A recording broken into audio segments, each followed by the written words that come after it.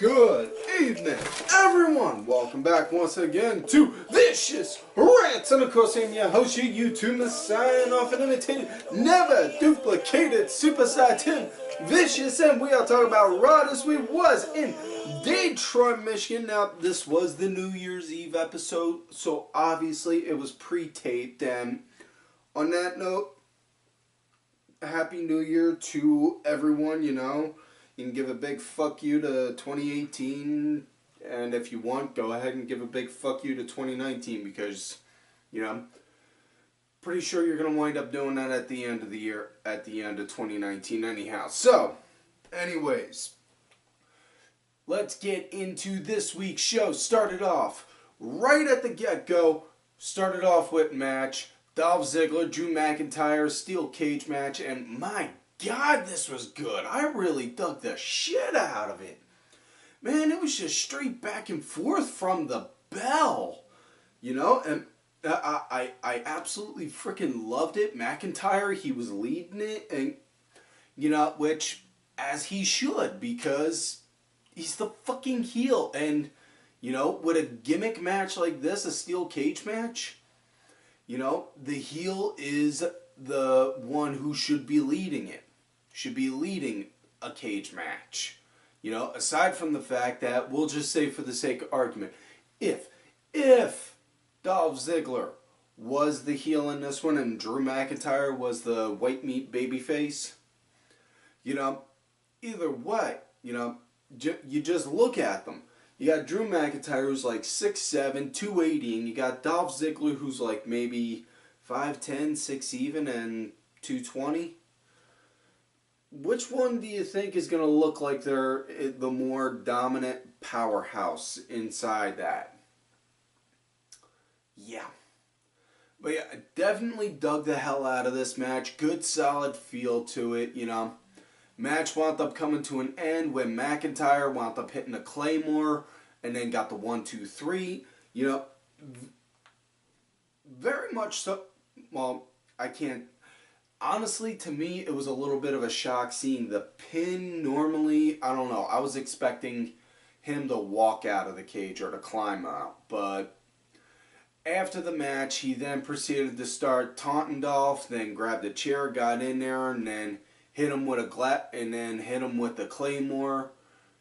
You know, but on how the finish came to be, really dug the hell out of, because him and Ziggler went at it for a good minute.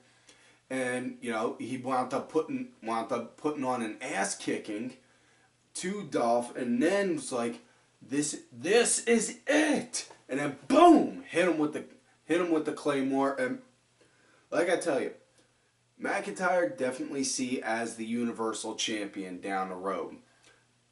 I don't see him being the guy to dethrone Brock. However, Braun Strowman dethrones Lesnar. Drew McIntyre dethrones Strowman.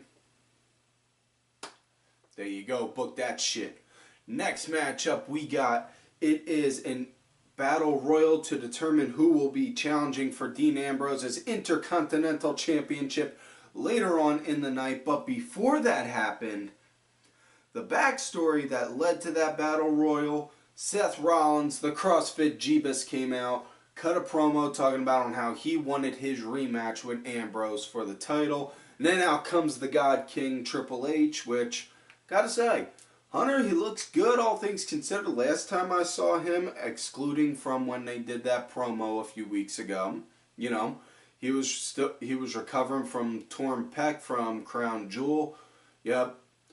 And Hunter, he's been one of my favorites since I was a kid, so really glad to see he's doing good. But he came out and told Seth point blank, listen, I don't know if you're aware of this, but we said there's no more automatic rematches. We're starting from scratch. You know, and I absolutely love that. No more guaranteed rematches. Now, one thing I would love to see WWE do, and it's take a page out of Ring of Honor's book. Ring of Honor, they would have proving ground matches. If the champion is in a non-title match, it's a proving ground, and if that person beats the champion beats that champion, they are guaranteed a title shot. You know, because that just lays down so much groundwork to, you know, make an up-and-comer, you know, have an up-and-coming person be potential, you know, they get an upset win over Ambrose for the Intercontinental in a non-title match. The following week, they get a title match. And then that gives a chance to build them, you know? Things like that help build it up. That's all I'm getting at. But yeah, Hunter comes out, explains that to him, and then tells him, point blank, Seth, you're not getting it. You got, you know, and to sum up the promo that they had with each other, Seth was saying he was been carrying Raw since the beginning. You know, he was carrying it all the while Corbin was throwing it in the shitter. You know, while Foley was there, while Corbin was there, while Angle was there, he's been the one that's been towing the line nonstop. Hunter said, well, I nurtured you from NXT. I brought you up. When you came up here, I nurtured you. I made you. I gave you any title you wanted, you got. Now, you gotten soft. You want it, you got to show me that fire that you want it and earn it. Go get it. And then Seth just pretty much said, fine, if I got to go through Ambrose to get the title, I'll go through him. If I got to go through this guy to get it, I'll go through him. If I got to go through him and him and him. If I got to go through your family, I'll go through them. Which led to a good little stare down. Then out comes Shane to keep the peace. And then he announces that they're going to do the Battle Royal, which now we get into. You know, biggest takeaways from this Battle Royal. One, Baron Corbin, for some odd reason, still is dressing up like a TGI Fridays manager. Two, Zack Ryder and Kurt Hawkins were both on Raw at the same time, and not once did anyone on the commentary team decide to try and plug or promote their podcast about collectible toys. That was just a way. That was prime real estate to promote something on their part. I'm just saying. You know, I mean, obviously, if the old man is cool with them doing the show. Otherwise they wouldn't be doing it. But, yeah. So yeah. The honest to God, the MVP of this Battle Royal, hands down, Apollo Crews. And fast forward right to the end, Apollo, he got the win. But Crews, though, pretty much eliminated almost everyone, you know. He was just on fire tonight. And it was just, oh my God, it was good to see. So he gets a match later on in the night. We'll get to that when it comes. Now, though, we're getting to women's action. 6-women trios match. Follow up from last week. Ember, Sasha, and Bayley going against the Riott squad. Nice fast pace to start. It was good. I dug it. Sasha wound up becoming a team punching bag after a little while. And, you know, on how the match came to an end. Now, this was what got me more than anything. Because, like I said, I'm a tag team guy. You know, was just sitting there waiting like, come on, let's see the hot tag. Let's see who's getting the hot tag. No hot tags. Instead, on how it comes to an end, you know, Amber, she comes off, dives out, takes out Ruby and Sarah Logan, which, on an unrelated note, congratulations to Sarah Logan and Ray Rowe for getting married. May the gods watch over you and lead you to many battles, just not with each other. And, yeah, she took them out. Next thing you know, Sasha got backed into the corner. Bayley tagged in. And then match came to an end. Sasha hit a backstabber. And then, or no, Amber took out Ruby and Liv. I'm sorry.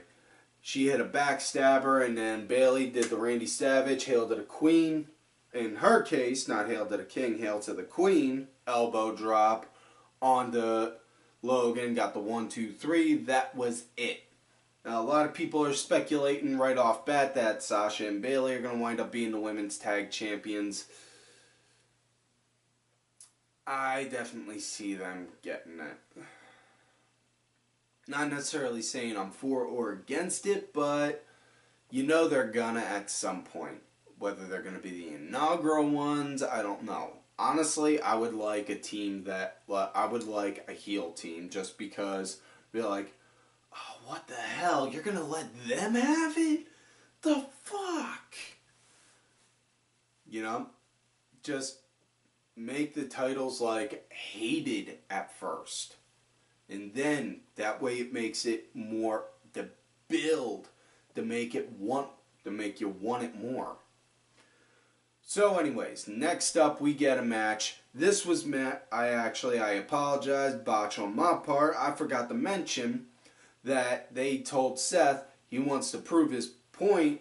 He wants to take his frustrations out. He's got to do it on a match against Bobby Lashley later tonight. That match is now Seth Rollins, Bobby Lashley, and so we got a former WWE and Ring of Honor champion going up against a former TNA champion in a WWE ring. This was a decent match. Lashley, you know, liked on how he was playing the power game on Seth. Seth, he was throwing out his shots good. You know, Bobby was leading the match. And gotta say this, I can't put over enough on how much I freaking love Lio Rush as Lashley's manager, because he just has that chicken shit heel bit down to a T. You know, and no, a lot of people just question right on back. Oh, what the fuck? Leo's like maybe 130 pounds, you know? And he's like this and Lashley's like that. You know, I don't see on how that could make sense. Simple. He's a mouthpiece. That's all you gotta worry about. He's a freaking mouthpiece. He moves his mouth, flaps his gums, distracts the other guys, and he is so freaking quick and agile, when they go to chase after him, they can't. So it fucking works great for him. So yeah, good match. Wound up coming to an end though at one point, just as Seth was about to go for the curb stomp. Leo, boom, grabbed Seth's boot, went and then proceeded to go chasing around. And you know, if Vince really wanted somebody to be like in that Mighty Mouse role, honestly, he should have probably picked Lio Rush. You know, but he wound up chasing after him, missed him, then eventually wound up getting him down. Afterwards, he grabbed a chair, went after Lashley, and then wham, just smashed it over him. So yeah, Bobby Lashley won via a disqualification, you know, after he beat Leo down. So next matchup, we got a 3-on-2 handicap match. Jinder Mahal and the Singh brothers going up against Heath, Slater, and Rhyno. And I'm not 100% sure, but I think this is the first time the Singh brothers have actually had a match since being in WWE. Let me get this right. Damn it. I think this is the first time the Singh brothers have had a match since the Cruiserweight Classics, since joining the WWE. So yeah, either way though, good to see. You know, Sunil though, can we just take a moment to appreciate on how freaking jacked Sunil is? I mean, it's like, holy shit. You know? But yeah, as far as this match goes, this was really kind of like the piss break of the night. You know, this was the piss break of the night match. You know, Slater was in, worked for a minute, got made into a punching bag for about 40 seconds. Rhyno got the hot tag, did a double belly to belly on the Singh brothers. Next thing you know, Jinder came in, hit him with the Colossus, 1, 2, 3. That was it. And honestly, that makes sense because you're in a handicap match. Doesn't matter if it's 3-on-2, 3-on-1, 2-on-1. The handicap team should win because they have the advantage. If the team that doesn't have the handicap wins, that just freaking makes the other team look like shit. That's just simple psychology right there. So next matchup we get to the Intercontinental title match. Dean Ambrose, Apollo Crews, and excuse me. Crews leading right up until the break, you know. Good storytelling all around. I dug the hell out of this match, and hands down, I really dug the storytelling Crews was showing with this because, you know, the little things, his facial expressions, his body language, the way he was going at his moves, he was like trying to just end the match as quick as possible so that way he could claim the title, you know, and that just worked so beautifully for him. It was good, you know. And Crews, he was leading the match through the whole thing. You know, really dug the hell out of it. Now the match wound up coming to an end when Apollo Crews, he went to go up to the top, went to go hit a frog splash, missed. Ambrose then got up, boom, hit Dirty Deeds on the after beat, you know, last ditch move, just. And then slumped over 1, 2, 3. And, you know, I absolutely love the way Ambrose was handling and selling the shit during this match, too. I can't put over that enough. It was like the old, you know, didn't kick out of finishers, didn't kick out of finishers, didn't oversell shit. The way he was got out of the pins, you know, simple. Grabbing the ropes, you know, cheating shit, you know. Don't kick, you know. No need to kick out of a finish because if you kick out the finish, you know, it dilutes it. So, coming up, last match, main event of the night. Nia Jax and Tamina going against Natayla and Ronda Rousey. And this came to be because during a backstage interview segment earlier, Natayla was talking about on how her match with Ronda and, you know, show of respect to each other, and then Natayla announcing she's going to be in the Women's Royal Rumble, and then Nia and Tamina come over, beat the shit out of them, beat the shit out of her, and then thus leading to this. Now, nice fast-paced brawl to start, and 10 get you 20. There's going to be a whole bunch of dirt sheet jackoffs making up a whole bunch of rumors and shit because during the entire match, Ronda, she never took off her little skirt that she wore down to the ring. Now, 10 get you 20 dirt sheet jackoffs are going to go and make up shit saying, oh, she got told to start wearing that for now. Dude, if you watch that from the time the bell rang to the time the bell ended, she was just non-stop. Aside from when she tagged, and she was just so in it that didn't bother to think, okay, well, hold on, click, click, click, and undo it. And that's all, you know? But yeah, decent match. You know, Natayla wound up becoming the team punching bag. Ronda wound up getting the hot tag in, which, honestly, given the fact that the earlier women's tag match, you know, there was no hot tag, that one just made this hot tag so much sweeter because it was, now the hero comes in to save the day.